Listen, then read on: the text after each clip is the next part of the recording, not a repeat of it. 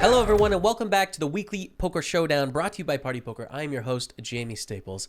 And as you may have noticed, the weekly Poker Showdown is going to be about 50 weeks a year. About twice a year, I typically get some sort of chest infection or something like that. I'm knocked out. That was the case last week, so I've kind of been sick in bed and being boring.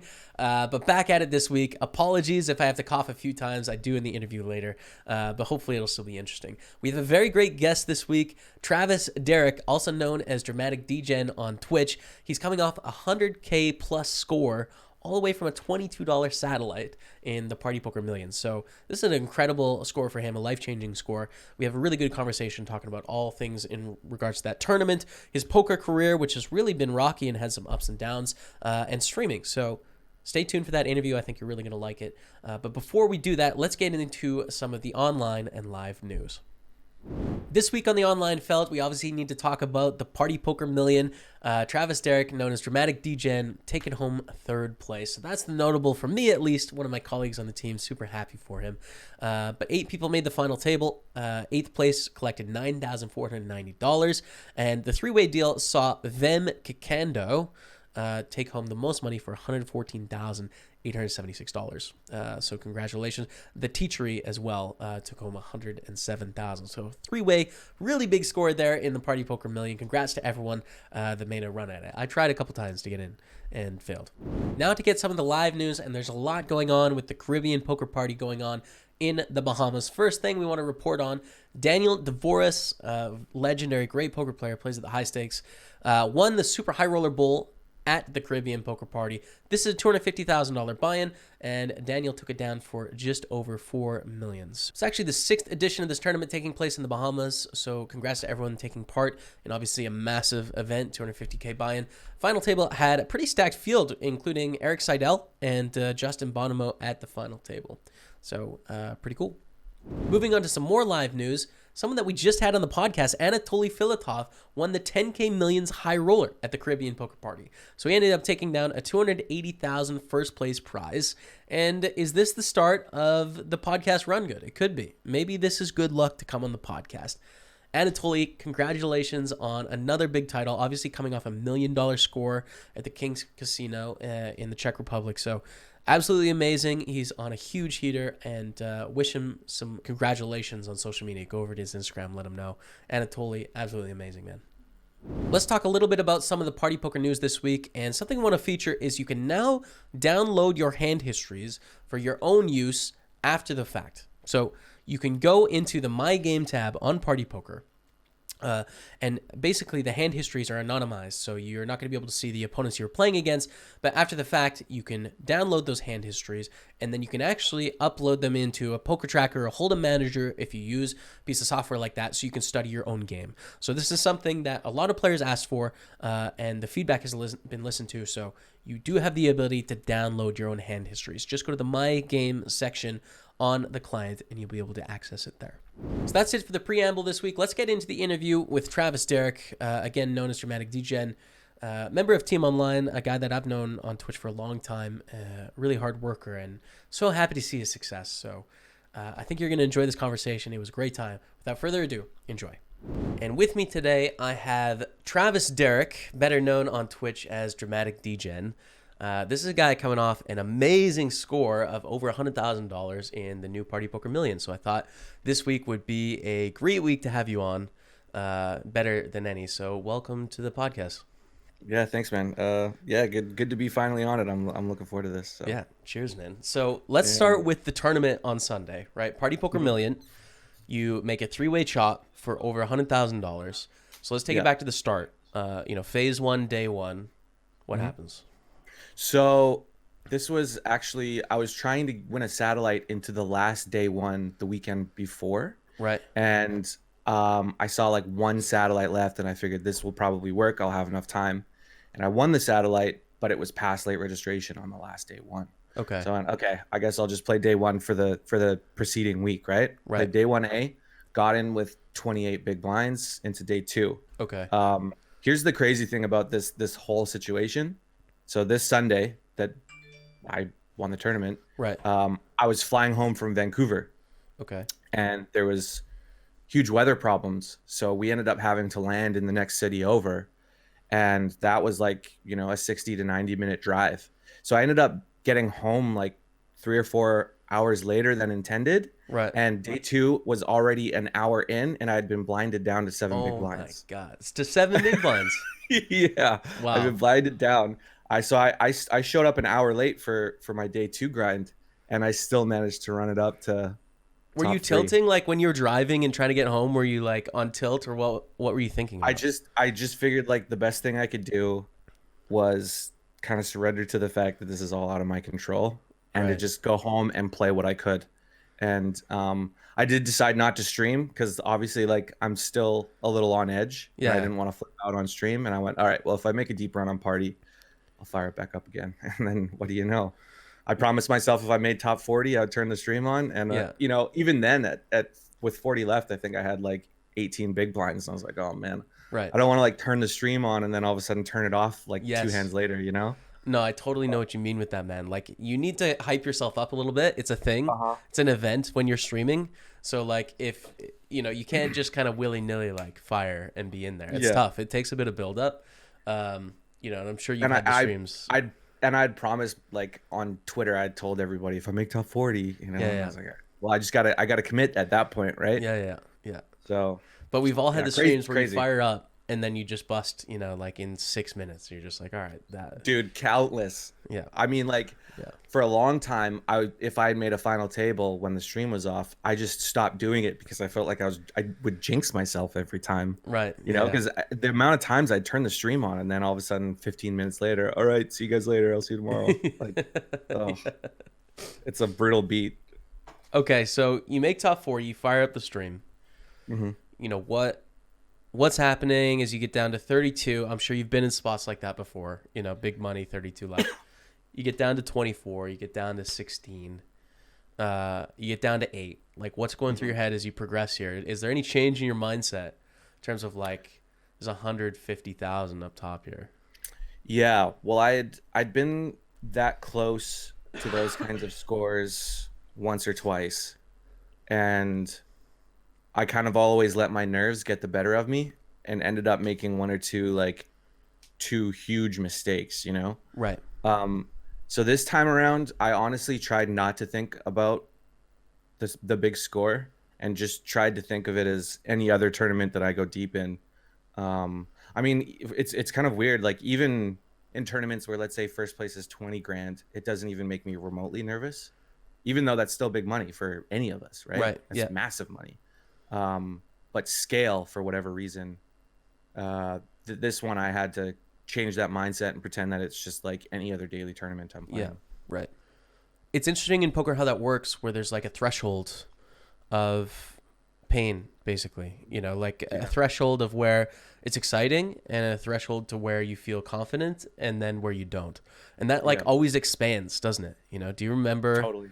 the $200 for the win tournaments and just like being off Yeah. your mind? Yeah. It's just I remember playing, the $4 180 man sit and goes, and like winning $185 was, the highlight of my week. yes. And that wasn't very long ago. That was what, 3 years ago, 4 years ago. Mhm. And even I remember getting nervous where like first place was $5,000. Right. And I still get excited to win those tournaments. Just the nerves have disappeared. That's all. Yeah. Um, Absolutely. yeah. So I mean, and this one too, I'm working on moving to Vancouver. It's pretty expensive to live in that city. So like having a proper budget to survive in the city while still being a poker player, all those things were running through my mind over the last couple of weeks. And so that might have added a little extra tension to this deep run. Right. And I really had to cool myself down a little bit and just breathe through it. Maybe ignore the chat a little bit because people in the chat can get overhyped too. Right. And just play my game. Absolutely. So, okay, so you make final 8, you're down to 7. And I'm watching on Twitch at this point. It's very late, obviously. It's 1 or 2 a.m. in the morning, and I'd been out ill for Sunday. But I kind of get a message from my girlfriend, actually, my fiance, like, hey, Travis's final table of $1 million. I'm like, whoa, let's go, man. Okay, so I tune in. Things are popping off, and people are, like, streaming in, There's so many people to watch on a Sunday. So, like, the news of a big run sort of starts to spread, and then you just see all these people pile in. and it was a pretty special feeling in the chat. Everyone was just like, "Wow, this is a real thing." So down to Yeah. 7, down to 6, down to 5, down to 4. You're hitting 20K pay jumps, and now three-handed. Um, and then what happens here? Because it's like there's kind of a pause three-handed. It was happening very quick, and then three-handed there was a bit of a battle for about 20 minutes. So what was that like? Yeah, I mean, at that point I was fine with taking a deal. I still felt like I had an edge over my opponents. From what I had seen, they didn't play a whole lot of games on party, and they weren't doing anything that I considered too challenging. So I was up to continue playing, but those pay jumps are just way too big for me not to at least look at the numbers Yeah. and kind of go from there. The chip leader, I think he might have gotten a little greedy because he was the one who didn't tick the deal box and wasn't Right. saying anything in the chat. And then it got to a point where I had taken over the chip lead, and I still would have been fine with the deal as well, just because I would have had a better deal, obviously. Yeah. And then he still didn't reply. And then once stacks kind of got a little bit even, all of a sudden he changed his mind. I mean, I was 3 out of 3 by the time we took a deal, but I was only in third place.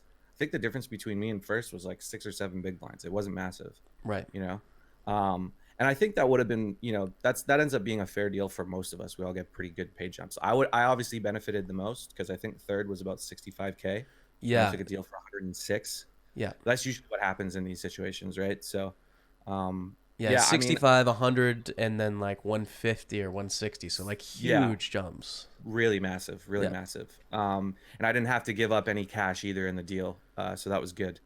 Um, I considered just continuing to battle because I really did feel like I could probably play it out with these guys. Right. None of them were big crushers, and like I said, I didn't see them do anything too crazy. But variance can be, we've all got smacked in the face with that stuff, right? So Yeah. I just didn't want to take my chances, and I wanted to try and get the best possible outcome, and I think that probably was it. Obviously, I didn't want to get hit too hard with variance once again.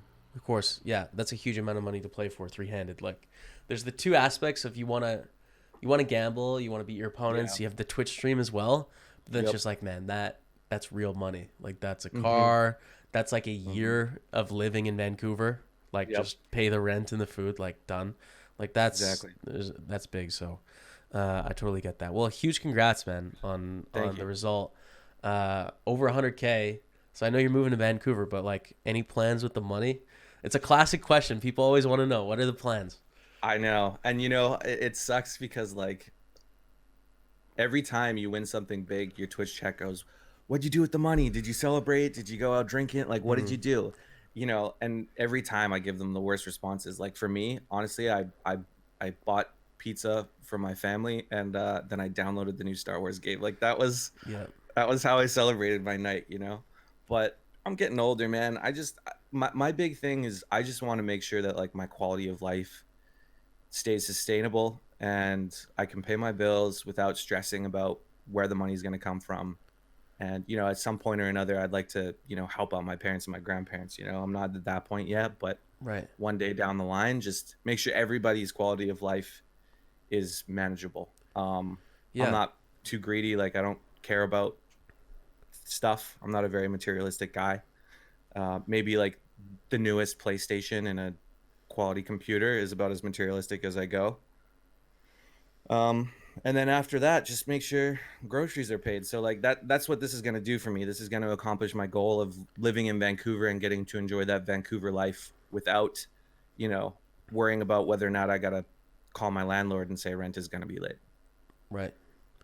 That's an interesting trend. I see that in a lot of poker Um, players. Sustainability seems to be a yeah. real trend of just and it makes sense in the career we're in that it's so variable that Hmm. securing like financial security for a long period of time and having a runway to work with is like a very desirable thing. Whereas in other careers, you don't really have to think about that, do you? Uh, Yeah, not at all. I mean, that's because majority of career choices don't have variance, right. Yeah. and I think a lot of things that most poker players overlook, myself included, I've done it many times. I learned very much the hard way was that variance will hit you in the face, and it can hit you in the face for a really long time. Right. So having a contingency is incredibly important. You know, like this big score, I'm gonna take out majority of what I won and put it into, you know, I haven't figured it out where I'm gonna put it yet, but just because like I could consider myself good enough to move up in stakes and continue grinding it out, but you know, I could also end up going on some disgusting 6 to 12 month downswing, you know. Mm-hmm. And then what do you got, right? So just having those fallback plans, I think is really important as a poker player once you start to reach that level where you can do those types of things, you know. And I still have a bankroll to be able to play really, really good poker, Right. regardless. So this is like the best case scenario right now, and I just need to treat it that way and not get greedy and go like, okay, I'm gonna start having a $500 average buy-in now, you know, like Yes. I just keep going at this pace that I'm going. There's a reason why I've been able to maintain this level of success, because I'm picking a pace and I'm going at it, and I shouldn't try and like skip a few levels, you know. Right. Absolutely. I understand what Yeah. you're saying. Um, so I mean, speaking of the ups and downs, let's get into the history of your poker career. Sure. In doing research for this interview, I looked it up. November 5th, 2015 was your first Twitch poker Yep. stream. So that's just over 5 years. I think we're two of the biggest OGs that are still out here streaming on the platform. There's a few guys like Komodo Dragon Jesus. There's another guy that was there like first month. Took some breaks as well. Can you think of anyone else that stands out? I mean, I think your brother was streaming by the time I started. No, he wasn't No? even my PA yet.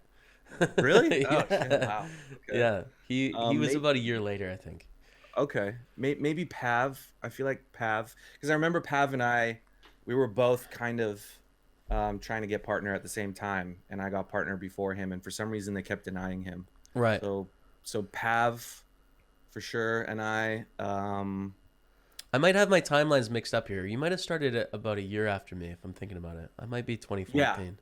A year yeah. after. Okay. So then Matt could have Because been starting at the same time then. well, you know how I started streaming. I was a big Joe Rogan fan, and I saw your stream, or was it your stream? I think that ended up on his Yes. podcast. Yeah. Yeah. Yeah, Yeah. I saw that stream. He was podcasting with a Counter-Strike guy, Yeah.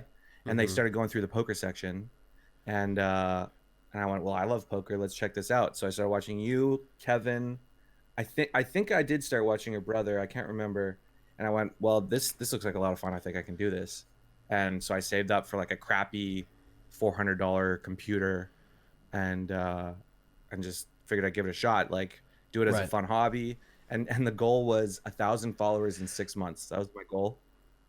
And I got there in like a month. Kevin dropped me like a big host, and it just kind of took off from there. Yeah. Um, Was that kind of your intro to poker, or were you playing before you started streaming? yeah, I mean, I was playing very much recreationally, but so my goal was I was studying to be an actor.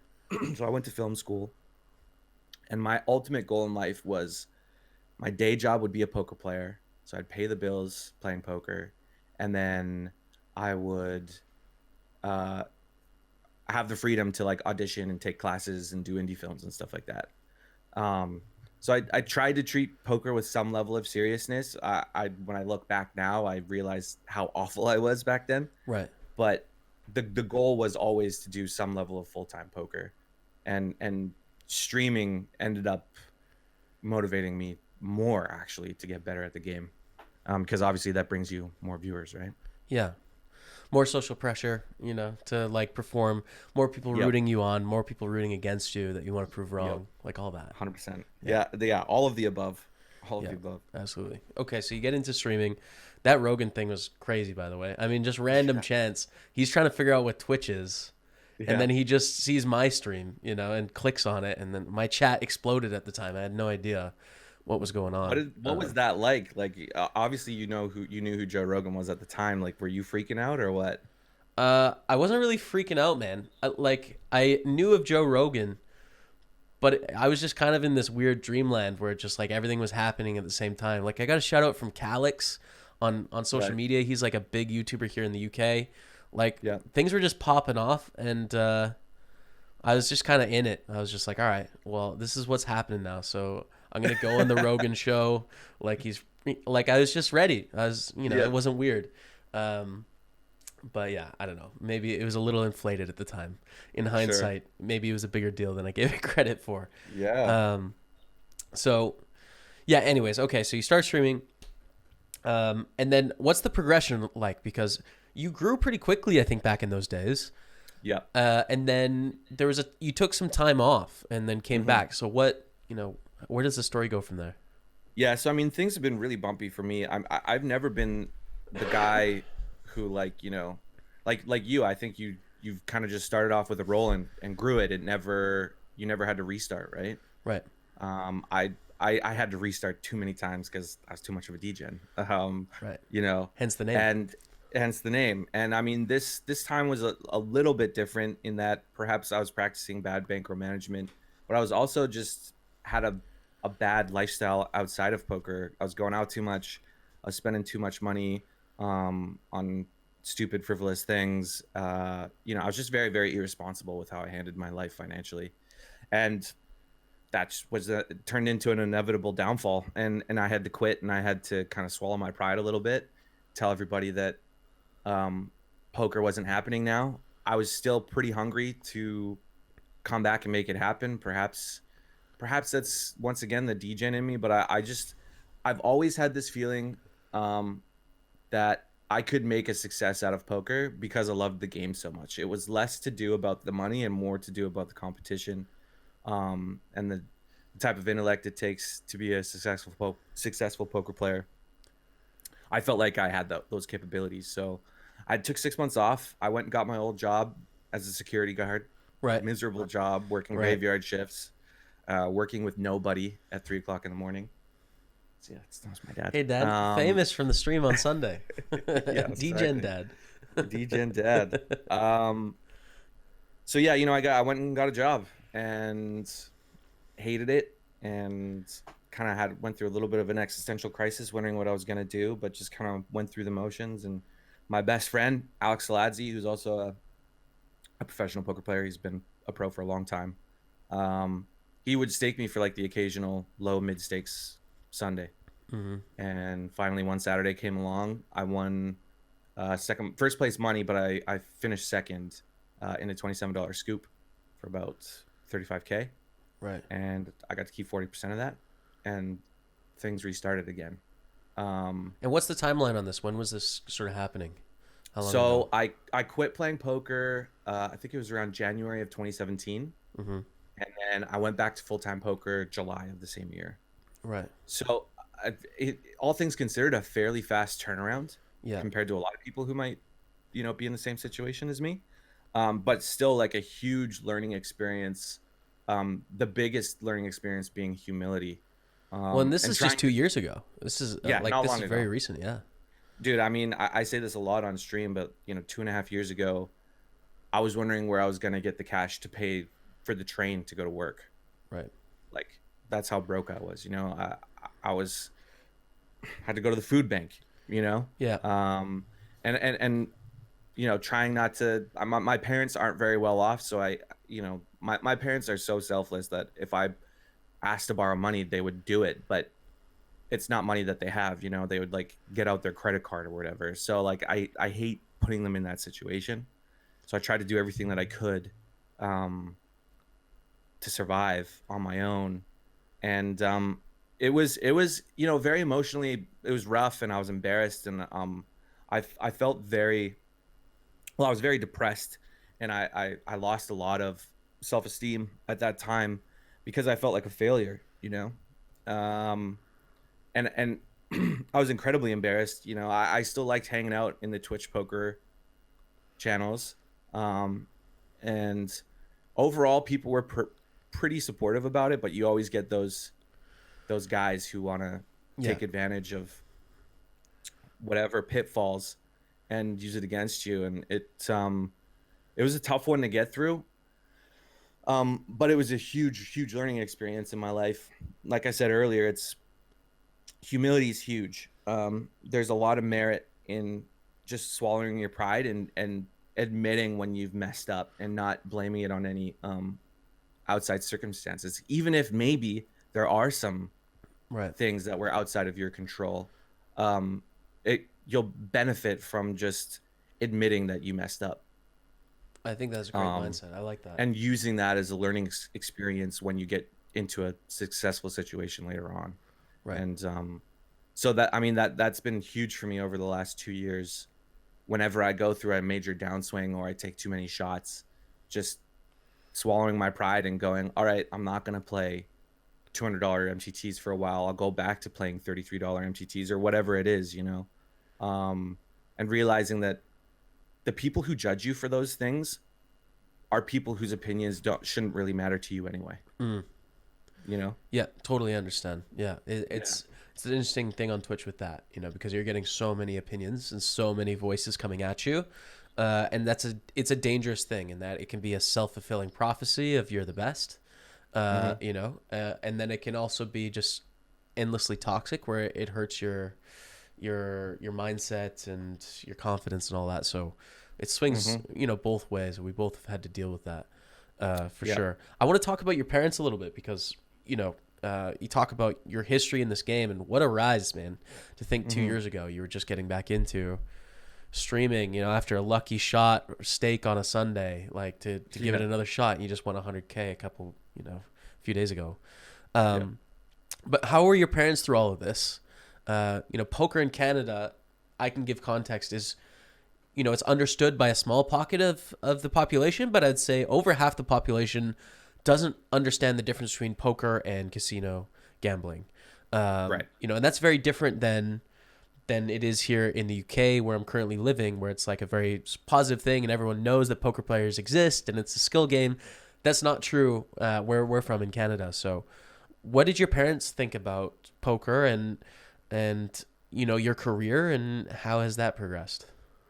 Yeah, I mean, they've always been hesitant and there's always been a tiny bit of pushback, but I'm very fortunate in that my parents have kind of always been supportive of what I wanted to do. I mean, I wanted to be an actor, for Christ's sakes, right? I mean, that's not exactly a sustainable career either, Yeah, yeah, and they were all for it when I'd originally gone to business school, and first semester I told my parents I'm not doing this, I'm dropping out and I'm going to go to film school, and there was no arguing about it at all.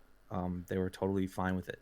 So when poker became a little serious, we had our bad moments where they had tried to lecture me out of it, and sometimes I listened and sometimes I didn't.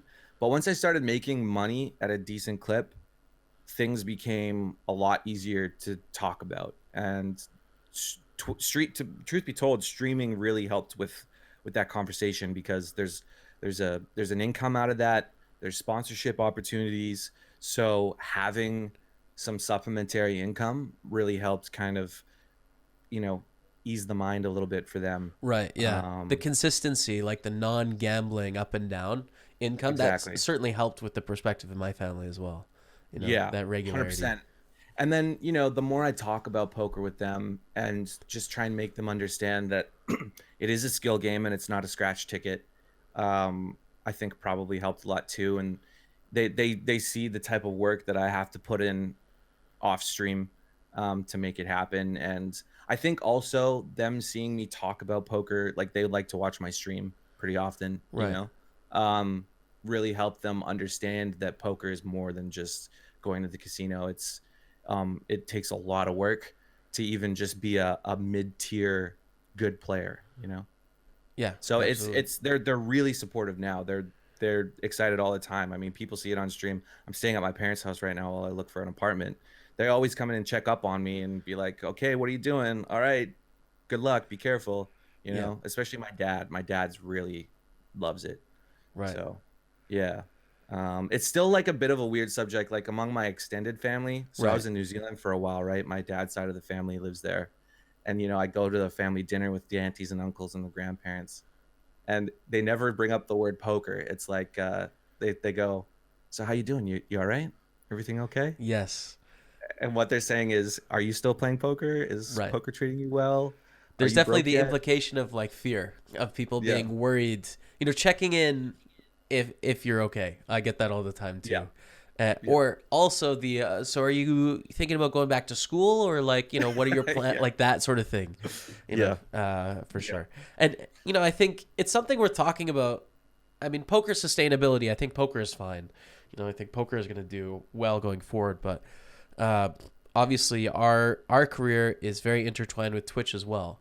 Mhm. Uh, so what do you think about Twitch streaming? There's been a lot of conversation about the sustainability of this career. You've been at it for 4 years. I've been at it for 5. There's not very many people that have sustained a career of creating content around poker for a long time. It just Mhm. doesn't happen very much. So what do you think about what we're doing here on Twitch, and what's important going forward to make sure it continues to thrive? Sure. I mean, I think a lot about, so I'm a big film nut, and I think a lot about people perhaps that I admired in the 90s or early 2000s, and you won't hear of them now. Yeah. Entertainment in general, no matter what genre it is very fickle, and a career is not sustainable for most people.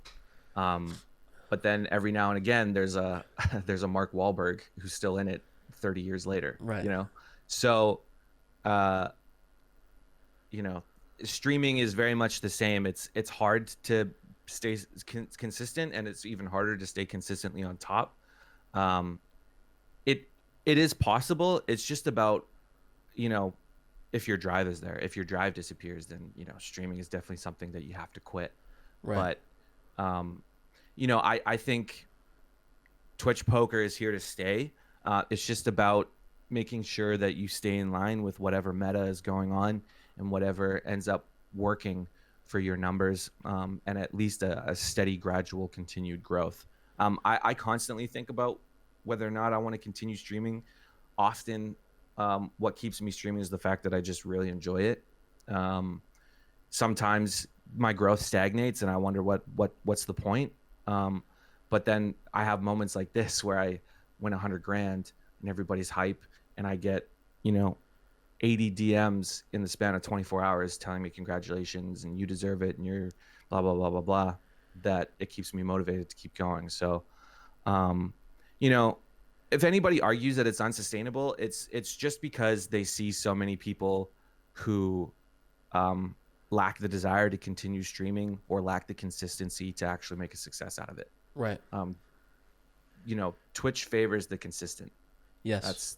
That's what it comes down to.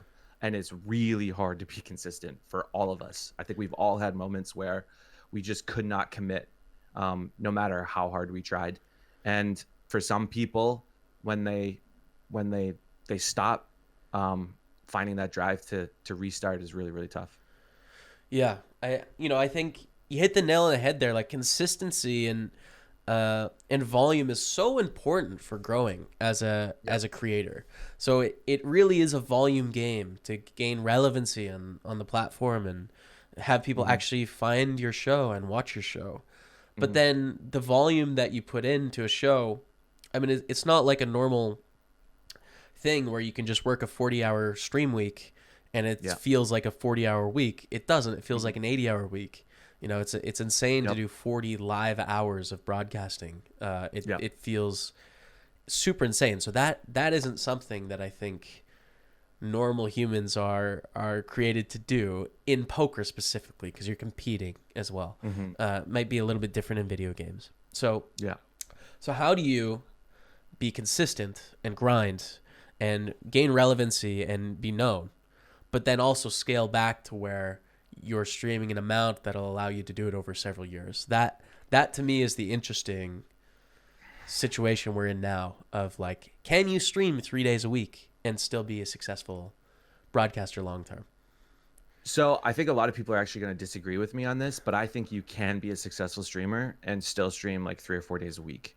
Um, but that's with the caveat that, your content is really good. Right. So if you're just a run of the mill streamer and you're kind of doing the same thing that everybody else is doing, then yeah, you're just going to fall by the wayside.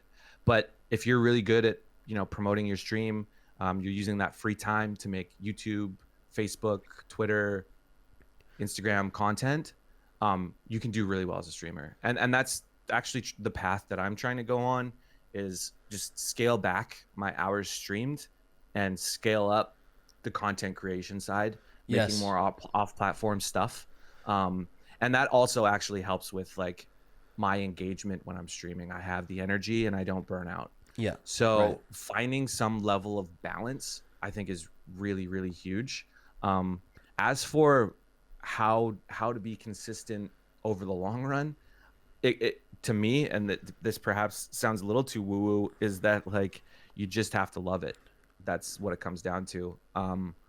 I've never really had to push myself to be consistent. I've just always really enjoyed content creation and, you know, having a little community of people who want to talk life and talk movies and mixed martial arts and watch me play poker. Right.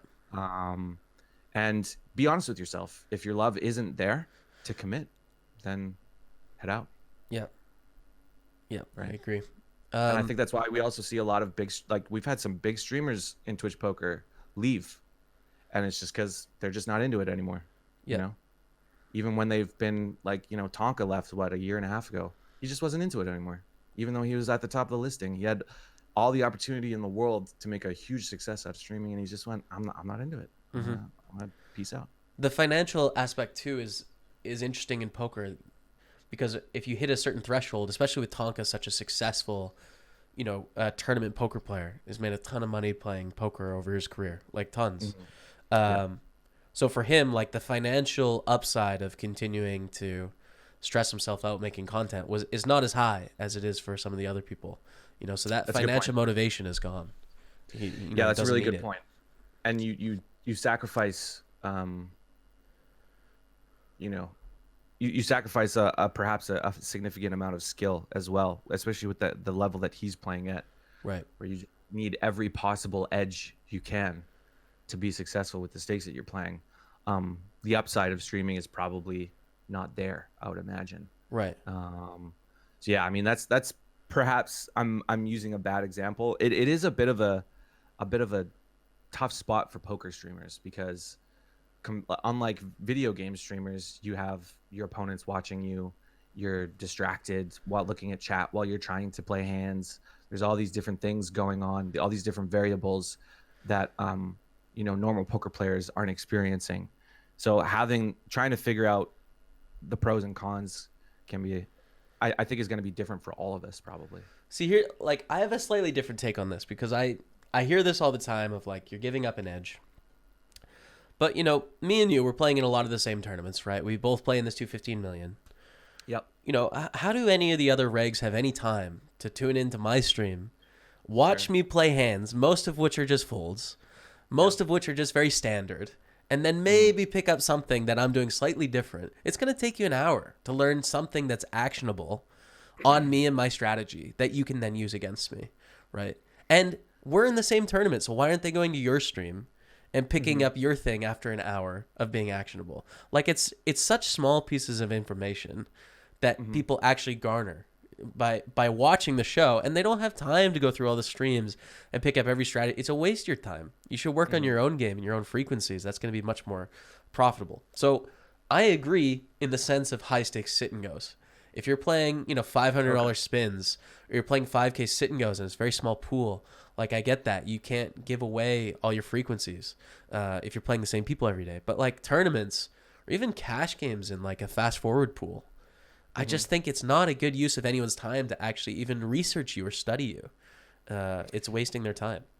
Yeah, I mean, I suppose it depends on what edge you think you have over the streamer and if it's even like relevant to be watching over their play.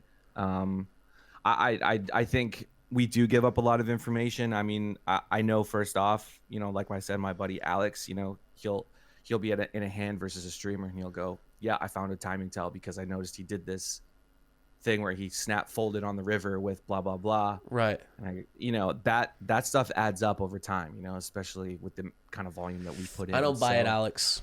I don't buy your timing tell, man. All right, I'm playing 9 tables, okay? Yeah. Sometimes I gotta act fast because I have a chat question, and sometimes I'm acting slow because I'm in the middle of answering something. I don't buy it, Alex. That's true. I going. mean, that's a fair argument. That's a fair argument. I you know,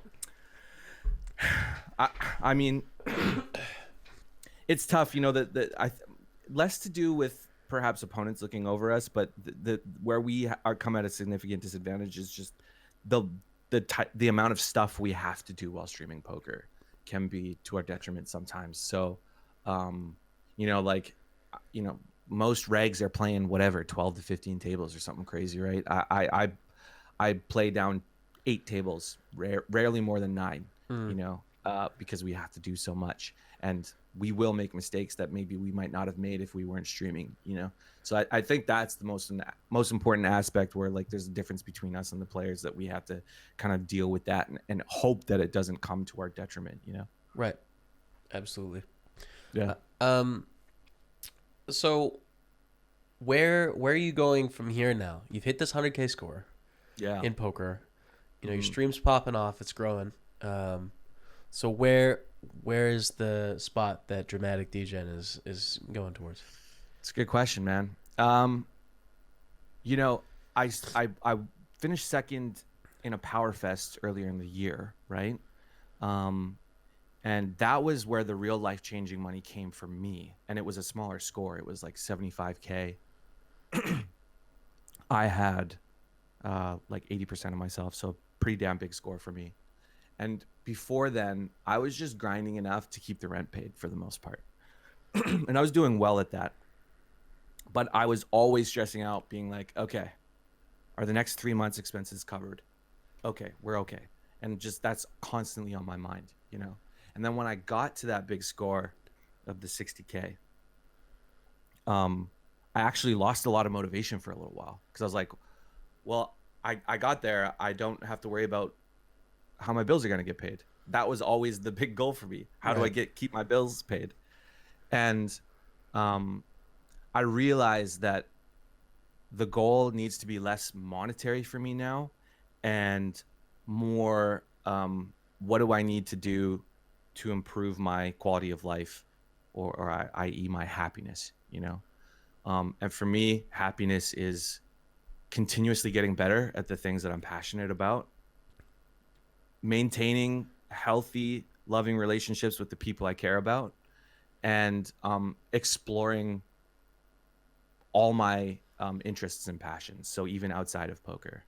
So that's kind of still the same goal. Things haven't really changed for me. Now it's just, okay, I mean, I have around a $50 average buy-in. What is it going to take for me to be good enough to beat $80 average buy-in, $100, $200 average buy-in? So there's a ton to learn, right? And that's going to take me years for that to happen. And it's never going to be monetary. And sorry, I got a frog in my throat. But that hasn't changed, and it's still not changing even now. It just means that now I have more flexibility over the coming months or years, and just setting myself up to be successful in that regard. Right. Yeah. As far from a streaming standpoint, I mean, I've always felt like I've been a good enough streamer to be among the top. I think right now, if you like look on Solunome or something, I'm maybe like in the top 30. I really think that in a year or 2 years time, I could be top 10. It's just going to take some big changes in other aspects of the way I stream and the way I produce content. I know so you can for sure, man. You can definitely get to that top 10. You know, and I think what we're doing with Party Poker Team Online, you know, really focusing on trying to create as much content from that pillar 8-hour piece of content. You know, I'm hoping that it pays off, and all of us continue to sort of grow and thrive in the listing. So you can do it for sure. Yeah, thanks, man. And I agree. I think all the people who are part of Team Online are capable of being in those upper echelons as well. You know, it's just about how we go about creating that content. And once again, the key word, how consistent can we all be? Yeah. And I think we're all capable of it. And I know I'm definitely capable of it. It just needs to become more of a regular part of my day-to-day life. And then just be happy with gradual progress and not instant progress, you know? Yeah. And because, like, you know, the last 2 or 3 months, I felt like I've very much stagnated in my growth despite the amount of work that I've put in. And it takes things like this big win for the plateau to disappear, and you start to see that gradual progress again. Right. After that 100K win on Sunday, I streamed on Monday and I averaged 80 concurrent viewers, right? you know, it's not an instantaneous thing. You're not going to get 1,000 viewers overnight. Right. But 80 viewers is still like a 25% increase in my average viewership. So I need to appreciate it for what it is and use that as a launching pad to continue moving upwards. 100%. Yeah. Yeah. I think there's definitely a correlation in poker pros, and especially tournament poker pros, and like wanting the big success quickly, because it's just in the nature of the format we play, which is Of course. the big score, the one that you had on Sunday. Yeah. We may be actually, well, we are grinding out an hourly where we earn, X amount of dollars per hour. But in reality, it feels much more like a down up, swinging all over the place.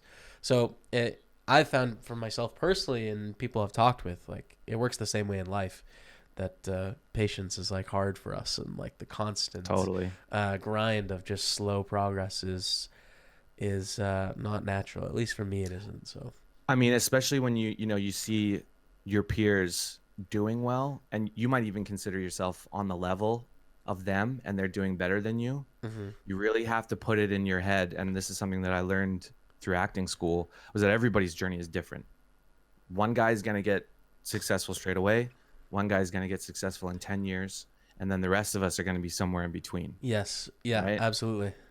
And that, well, that's how variance works too, And if you can remind yourself that like, if you keep putting the work in, it's going to come to you.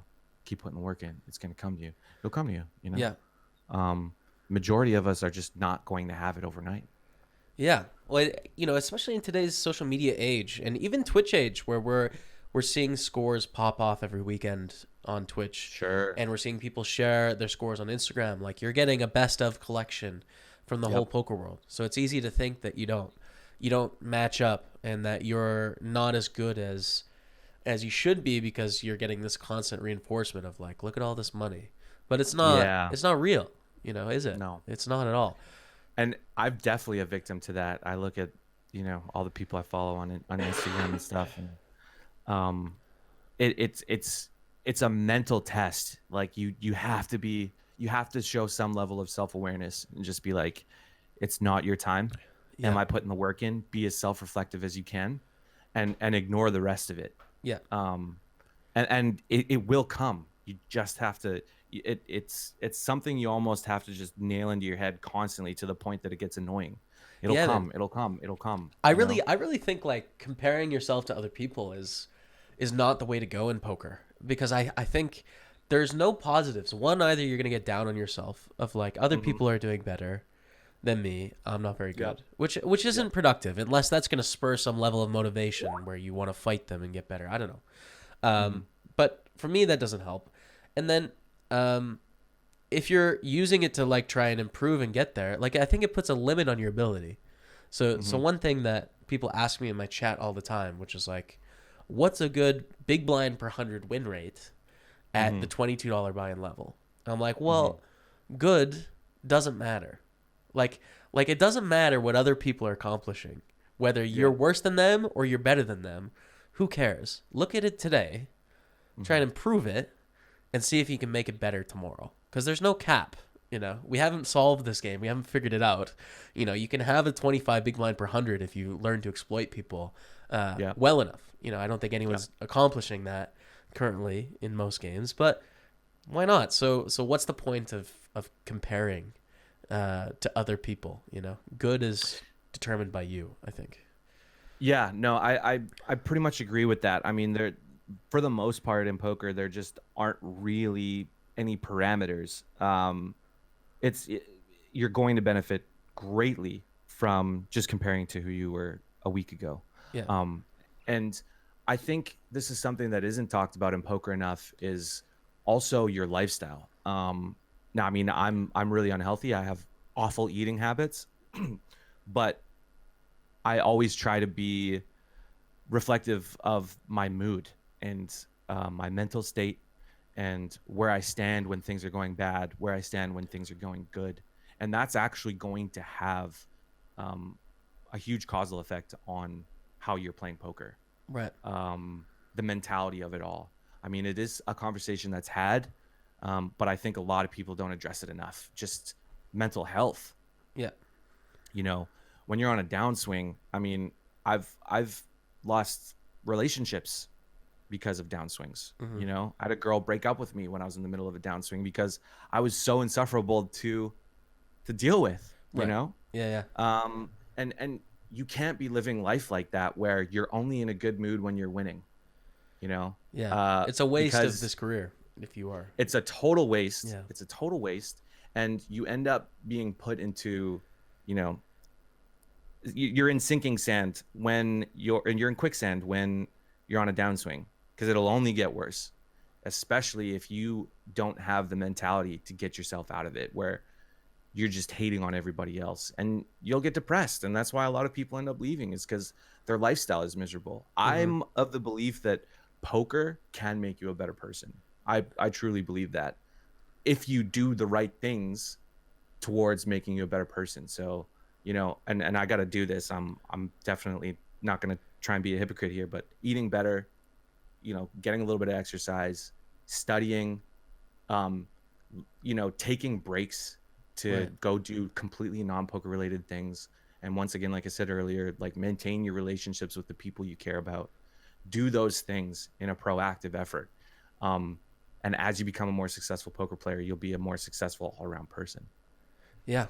I'm with you. I read a book recently, and I forget the title, but it said the equation for progress is stress plus rest, which really hit home for me because we stress ourselves all the time, and that's the focus on productivity of like studying our game, putting in long hours, but the rest part is needed to gain the strength to push further and beyond. So, Yep. there isn't a lot of focus put on rest in poker. The I agree. need to like take your brain off, sleep, get away from it all, and then come back stronger and push further. Yeah. That isn't something we talk about very much. But to me, when I was at my peak in this game, which I don't think is now, I'd like to hit it again, even though financially it's been a great year for me poker wise. Everything in my life revolved around poker in a way that, like, when I was eating dinner, what I ate at dinner was an edge I was gaining on my opponents. If I had extra broccoli in relation to bread, that Sure. was me gaining an edge. If I had an extra 30 minutes of sleep, that was me gaining an edge. If I got off my Yeah. phone 30 minutes before bed so that I could have better quality sleep, that was an edge I was getting on my opponents that weren't doing that. So, like, everything in my life was a competition in what was most important to me at the time, which was purely poker. I like it. I think that's actually kind of it reminds me of, Mike Tyson. He used to like waking up at 4:30 in the morning to jog because he knew none of his opponents would wake up that Yeah. early. It's all You a know? competition, man. Everything. Yeah. Everything in life, like you can look at as, is this a plus EV in my life or a minus EV or a neutral? And so, yeah, I think that there's a way to apply that. Now, getting a fiance, you throw in these different interests, and life isn't all about, poker anymore. You got to balance, Yeah. but And it can also make you a boring person too if your only interest is poker. for sure. Like, if I'm hanging out with my family, they don't care about poker. No. All they know is that you win a flip ace king versus queens. They don't know Uh-huh. anything else besides that. Like, I remember I had a cousin over when I was doing the stream house with the guys a year ago in New Zealand, and we were talking about poker, and my buddy was like, "You might as well be speaking Chinese. I have no idea what the hell you guys are talking about." Right. This bored the hell out of me. Yeah. Um, so, like, have a little variety in life, and it will. There's no negative to gain out of that. Yeah. That's the thing, right? It's like, you do make a sacrifice on your poker ability when you do that, but there is more to life than just poker. Well, I guess it comes back to, like, talking about goals, right? So, do you want to be a guy who's playing the 250K high rollers? Yeah. Then that's the mentality you got to be, where, like, I get an extra half hour sleep, I eat broccoli, I do all those things. Yeah. Fair enough. Me, I never cared about that stuff. Right. I just Broccoli always is the wanted bomb, man. Though broccoli don't. is the bomb. Yeah, I it's agree. good. It's good. No, Keep going, I'm though. not disagreeing with you there. But just figuring out where you want to be in poker. For me, it was always that I wanted to have a decent quality of life.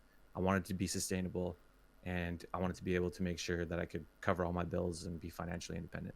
Yeah. That doesn't mean you have to be elite. That does mean that you have to constantly strive to be better, obviously. Right. But that doesn't mean that I have to sacrifice as much aspects of my life. There's still some sacrifice. That's inevitable, but it doesn't mean that I have to completely shut off other things in my life to get there. 100%. Which you would have to do to be elite. You just can't. There is no balanced life if you want to be an elite reg. Yeah. That's the world we live in, isn't it? Like if it is. You know, you have to specialize if you want to become the best of the best at anything.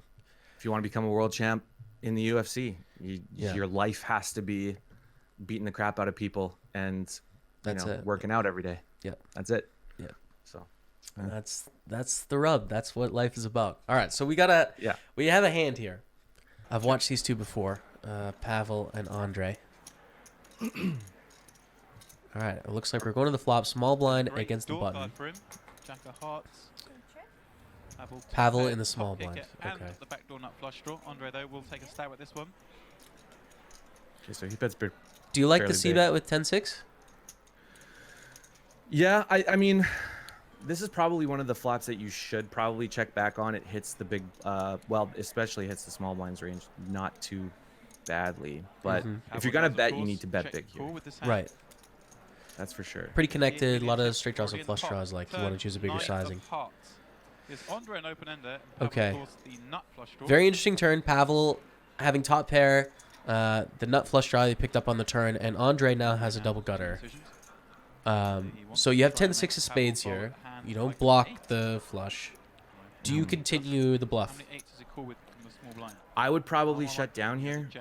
Once the small blind calls a big bet, this is just like way too well connected. Not having a heart in your hand, I think, is probably to your detriment as well. Goes huge, 40 Right. Goes big again. You also think about like how many fours the small blind have. Really, probably none or very few. None. It's much more concentrated towards the jack. Horrible spot now. Sometimes the 8, but also like the straight draws that just hit a pair or the flush draws that just hit a flush. So that this is 8, definitely 9, 9, advantage small 10, blind. Jack 10. Yeah. You're not really getting them to fold anything on the turn. If you're gonna bet this big, you have to commit to a pretty massive bet on the river. Yeah. Maybe even like an overbet on the river, I think. But Well, I and think this there's card going to is be like- all in by the river. You know, Pavel has 117 million back, so oh, there you go. we're not even Yeah, super yeah. deep here. The 8 of hearts. Well, Pavel makes the nut flush. Okay. Andre, 10 high. I think this is an awful river to triple. I think it needs to be checked back. Imagine checking this one on But I mean, both man, sides. when you make that big of a bet on the turn, it's kind of hard not to commit to just going for it on the river, you know? What bluffs does Andre have here? You know, on this heart, like it's kind of tough to come up with very many bluffs that can just triple it Yeah. off of this Very spot. hard for Andre to bluff this one. Especially when Pavel is repping such a tight, strong range, calling Yeah. 2 big bets on flop and turn. And he has gone all in. You know, this Andre is moves a all river in. card Pavel will that look even back, he still see the connects ace with. of hearts. So pocket 4 is 8, 9. I mean, you get board perhaps like is Jack 9 of paired. diamonds to fold by the river, I Given suppose. the way Andre's been playing, I cannot imagine. Yeah, how I mean, Pavel 8 is not a will card fold that his flush. Andre is supposed to have unless he has a 2-pair full house. But Yeah. Pavel also doesn't have too many 8s This on is the the turn biggest either, pot just of like the tournament. 8x. Yeah.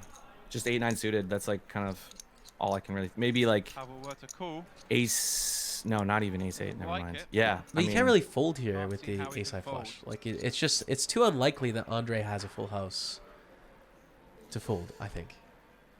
Yeah. I mean, I guess he's probably. There's just not a lot of value here, especially when you have the Jack blocker as well. So you're blocking all those 2 pairs. Yeah. Andre will show him the I bluff. don't blame him for thinking about it And just for a Pavel minute. now I mean, are I know it huge seems like a chip bit of lead a at nit roll, but 368 million it's just chip such a pot. weird line to take Yeah. when he has the heart blocker and the Jack blocker. Do you think it's Both a of different answer if he has like, let's say ace 3 or something Quite without the incredible. blocker? Okay.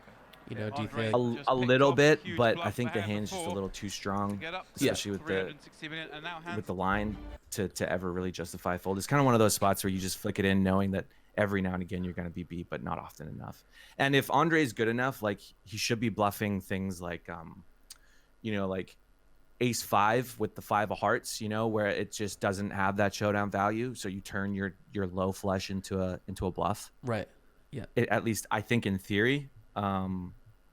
Yeah, I mean, you got to admire the balls on Andre to be able to make There's such a something bluff. to that, man. Like these big spots, big final tables where you have to assume that your opponents are not calling correctly. And I think that's fair to assume, you know. It's Hmm. when I'm in that spot, I make the assumption that my opponent is not over bluffing. They're not bluffing more than they should at this big final table spot. In which Yeah. case, they're probably under bluffing, and I should probably call a little bit tighter. Yeah. That's something you can play off, I think, in those spots. The meta game is interesting there. No, exactly, and I think that's probably why Pavel was kind of in the tank for a little bit. I mean, he didn't tank for too long, but I think that's why he nit rolled him a little bit, was just because these are probably pretty big pay jumps. This is the final table, right? So, you know, how many bluffs does he really have? Yeah. But the issue is obviously he has the nut flush, so there's that. And that jack blocker is just too big, blocking jack 8, jack 9. You know, he just doesn't have as many full house combos. And especially the 8 on the river. Now the set of 8s has pretty much disappeared. He's got Right. that one combo of 8s. That's it. Yeah. So, you know, you just got to think it through and kind of make sure that all your ducks in a row, and you just have to flick it in. Yep.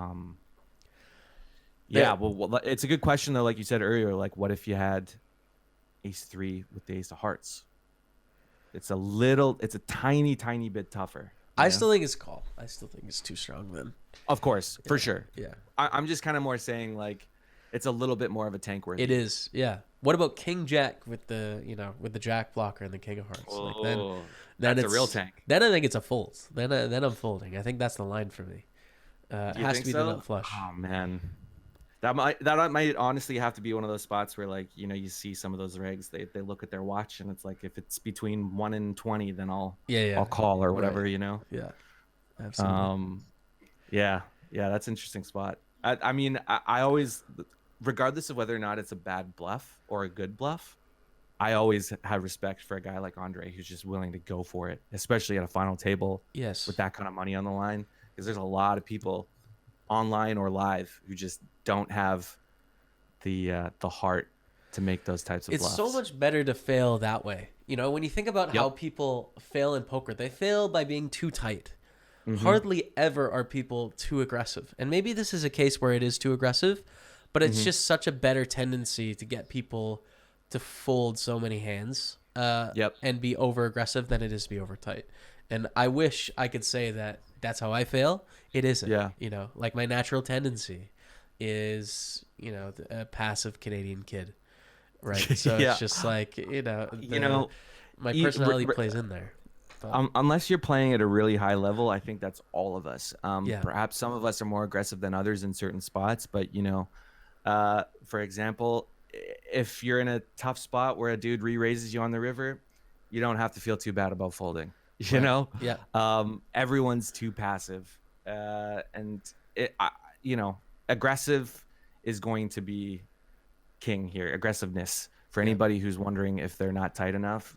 Try a few punts. You'll learn better that way. Yes. Don't You be might lose afraid a of the few punts. bucks, See, but- that's why the businessmen are so successful at like the high stakes games, and why they're willing to play against some of the best, because they punt all the time because it doesn't matter, and it's scary. I mean, do you want to call off for $500,000 in a cash game where like that represents a huge amount of your net worth into this business person? It's just like another walk in the park, another day. They fail by being too aggressive. Maybe there's a correlation there in terms of their life success and their ability to fail. Maybe there is something to be learned from the big businessmen, for sure. There could be. I mean, I think that's fair to say that there is some things to learn. Yeah. Travis, thank you so much for coming on the podcast this week, man. Really appreciate it. Super happy for your huge score, and I know things are going to continue trending onwards and upwards for you, dude. Where can people check you out if they want to continue to follow your story in life with streaming, whatever it is you're working on? Let them know. Yeah, so I mean, both on YouTube and Twitch.tv, you can find me by just typing in Dramatic DGen, all one word. And then on Twitter is TJ Darroch and T Darroch on Instagram. So those are going to be my main platforms. Awesome. Check them out. That highlight on the Party Poker Million's already up, actually. So it's out That's there. right. You can go Yeah, watch I it. posted a YouTube video like within 12 hours, my editor Jason was so excited for me. He stayed up till 5 a.m. editing it out. Did he? Just to Damn, pump it Jason, out. come on, man. Let's go. Yeah, strike while the iron's hot, man. Yeah, for sure. Awesome, dude. Yep. Well, thank you so much for coming on. Really appreciate it, and we'll talk to you again soon. Cheers. Thanks, man. Big thanks again to Travis for taking the time to talk with me about his success. I think it was a great conversation. So make sure to go check him out, give him the follow, and let me know what you thought about that conversation. Now, before I let you go for the week, we of course have to talk about our weekly contest we have here, Hero of the Week. Okay, so last week there was 824 entries in the Thursday flight. Man Illusion, Daniel guessed 820. There was a guess of 823, but it came at 9:15 when late registration was shut. So that was too late of a guess. Daniel, you got to reply to your DM from Party Poker to claim your winning ticket. Okay, so at Man Illusion, it's good to see you, by the way, man. Make sure you respond so that you can get your ticket for the Party Poker Million. This week's Party Poker Million, we're going to do a guessing competition. Okay, use the hashtag JSPokerHero on Twitter with your guess to be eligible, and you obviously need to guess before the tournament actually starts for the guest to be eligible. Okay, so this is going to be for a $215 million ticket. It is open to all of you, and let's get into it. So, as you know, the $215 million has several start flights. Okay, and the first start flight is actually on a Sunday, so you can play on the Sunday when there's a day 2 going on for the next Sunday's day 2. So this Sunday, that would be Sunday, the 24th of November, there's going to be a day 1A flight. That's a flight I'm going to be playing. How many entrants are going to be in the day 1A flight of the Party Poker Million this Sunday? Get your guesses in on Twitter, hashtag JSPokerHero. The closest guest that guesses before the tournament starts is going to win a $215 million ticket. So best of luck, everyone. And thank you so much for checking out the show this week. I think it was a good one. Apologies again on missing last week with the illness. I'm on the mend, so I should be full strength by next week, but hopefully my sniffling didn't bother you too much this week. Thanks so much, but until next time, we'll see you later.